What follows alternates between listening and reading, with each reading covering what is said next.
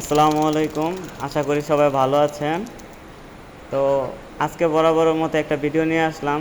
বাসার 3 পিস বাচ্চা কবুতর, এগুলাকে একটু শরীরচর্চা করানোর জন্য একটু বাসা থেকে প্রায় 1/2 কিলোমিটার দূর হবে, এখান থেকে ছাড়া হলো। দেখি কি করে। আপাতত 3টে দিয়েই শুরু করলাম। ঘরের বাচ্চা দেখা এখন দেখি কি করে ওরা। মোটামুটি তো হাইট নিয়ে নিতেছে। সামনে শীত আসার আগে একটু এই যে ওদের কবুতর শরীর হাইট চর্চা লিয়া লাইছে করালাম। না। এই পাল্লায় যে বের করার ইচ্ছা আছে 10 পিস। আপাতত ওগুলো পরে সমস্যা দেখে ওগুলা নিয়ে আসি নাই, এগুলা বাসার বাচ্চাদের জন্য নিয়ে আসলাম। দেখি ওরা কি করে। আশা করা যায় বাড়ির দিকে টান দিছে। আলহামদুলিল্লাহ, বাসায় এসে দেখলাম অলরেডি 2 পিস বসে আছে।